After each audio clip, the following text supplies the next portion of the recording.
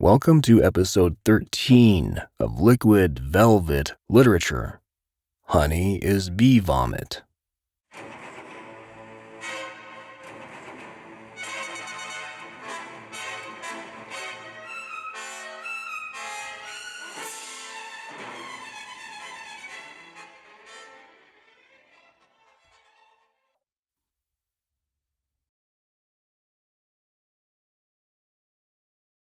Okay, and we are on. Good morning.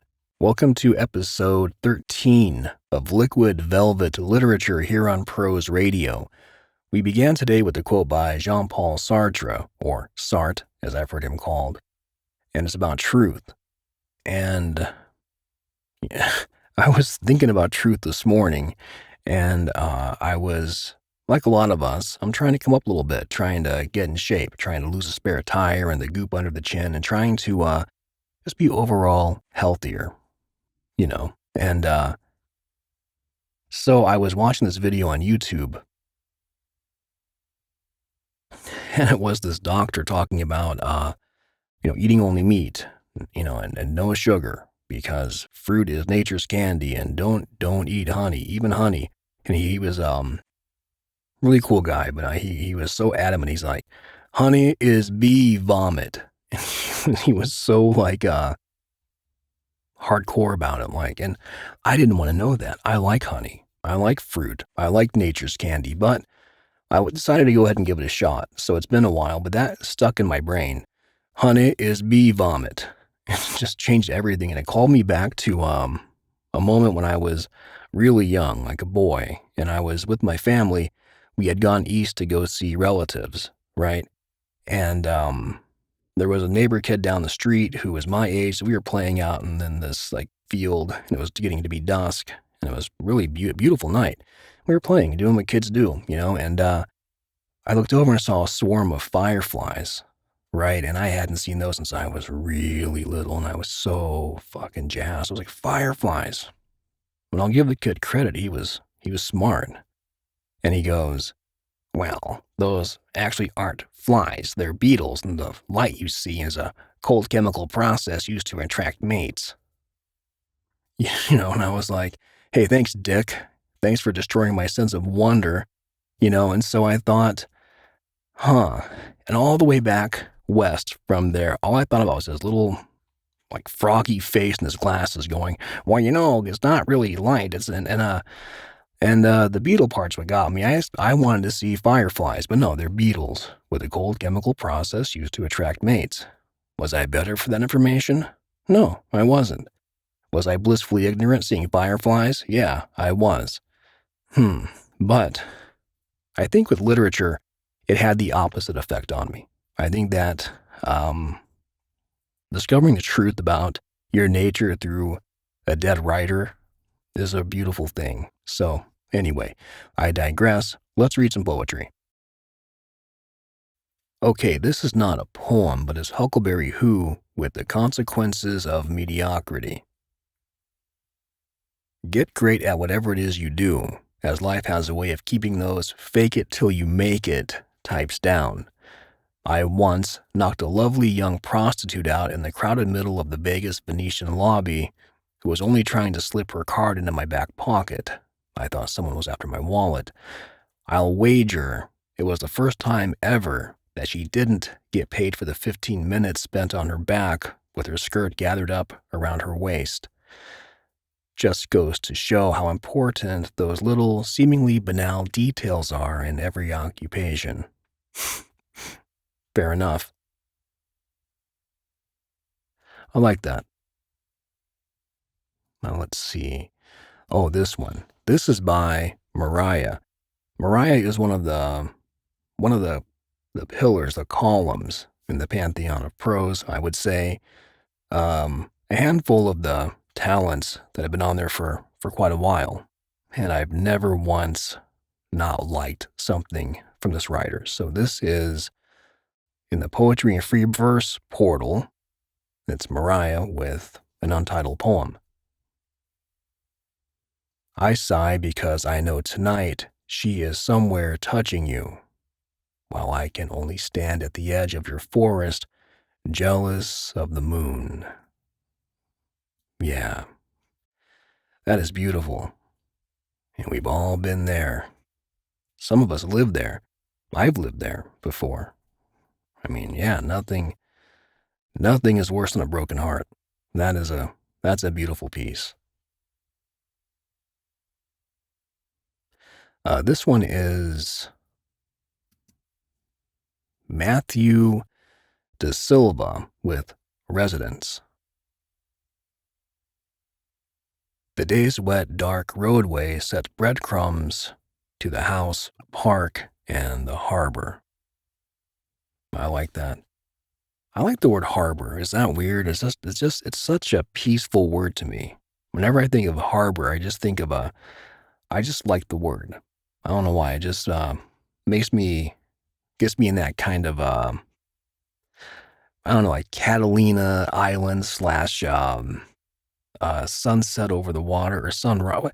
Just a calm, like, kind of like, you want to be out there in a boat with a can of beer and a cozy and, you know, with the person you love, and you want to be hearing that song, like a 70s song, like, fool if you think it's over, and you're floating, and what a beautiful word harbor is. All right.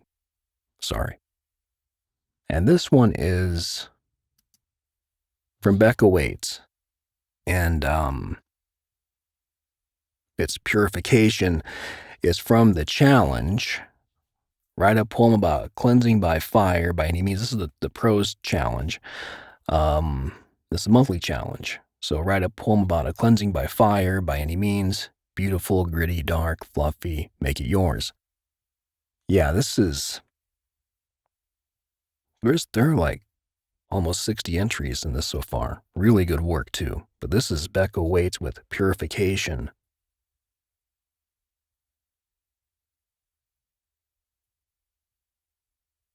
That coffee was a little too hot. Ooh. Okay. Stupid Yeti mug. Anyway, Purification. By the way, side note here, I love Beccawaits. I love her work. I like her style. There's something about, I've never met her or really spoken to her, but I just like her style as a human being. Just something so damn cool about Beccawaits. Okay. Purification. There are some of us who have a longing so great, and it is beyond words, a need that language cannot comprehend. There is a fire creating itself for you.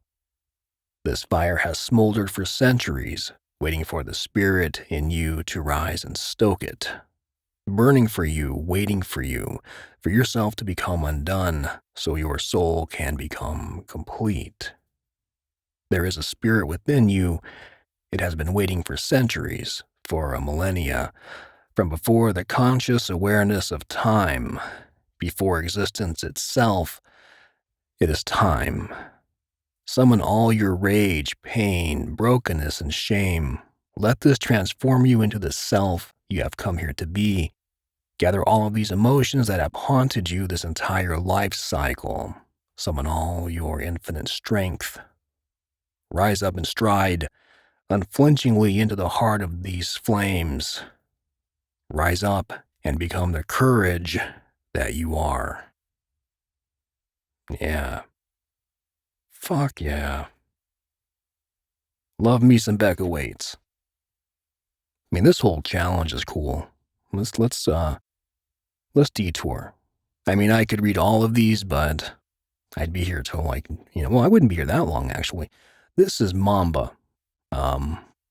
Mamba is another person at prose who is also a long-time prose writer and another staple, another column in that pantheon. So this is Black-Eyed Man by Mamba in poetry and free verse, and as well, the challenge.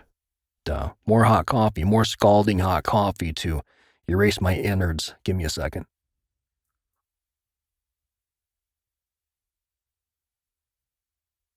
A little better. Okay. Black-eyed man. From the dream you awoke and spoke of us, naked under a tree made of fire. You said we had died and found each other there on the edge. Hold on, I'm getting a call. That's one thing about this, my Apple is my phone's connected. So let me start over. Sorry, Mamba. Wow, that just really pissed me off. Okay, here we go.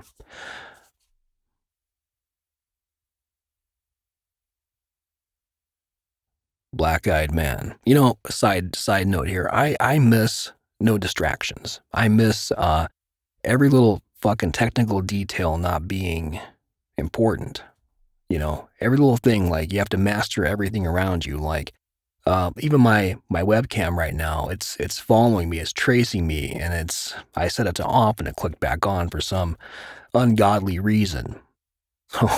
Okay, anyway. I just miss simple days. I might just get a big old boxy computer with Word and have just a cave where I write and read and nothing comes in, nothing streams in, no spam calls and no bullshit. You know what? I'm glad that happened. You're witness to my catharsis. I'm gonna get a cave. All right, anyway. I love this poem. This is, I read this a few times, but here we go. Black-eyed man. From the dream you awoke and spoke of us, naked under a tree made of fire. You said we had died and found each other there, on the edge of time, bleeding and fucking under a tree made of fire. And now, after years beyond your passing, I imagine you there, waiting patiently for me to arrive. The black-eyed man who held my empty, pale soul, beyond the storms of internal rage, beyond the demons of dark winds, naked and waiting under a tree made of fire. Yeah, that's really, really good. Let's see. So many.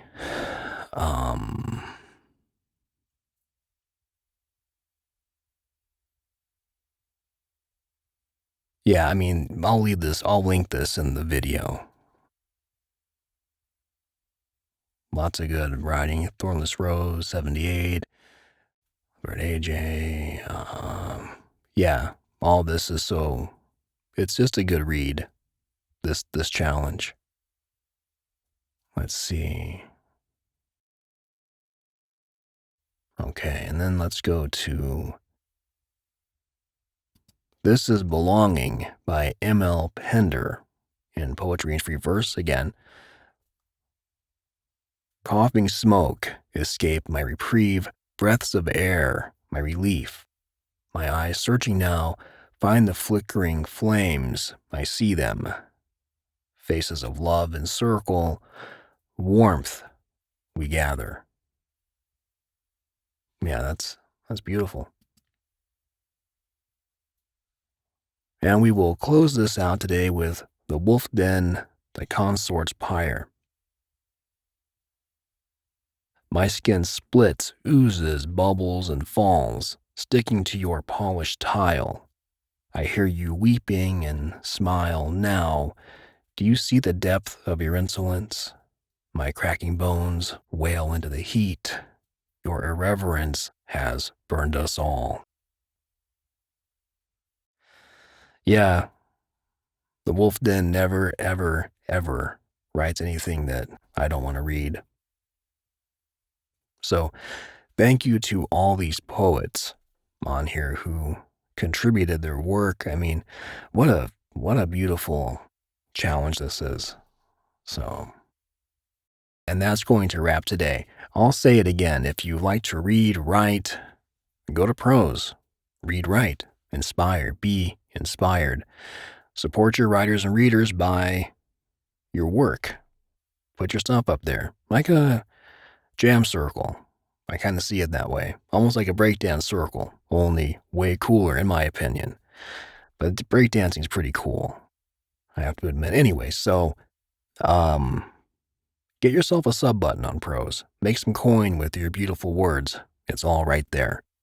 And I will see you in the new video. Take good care.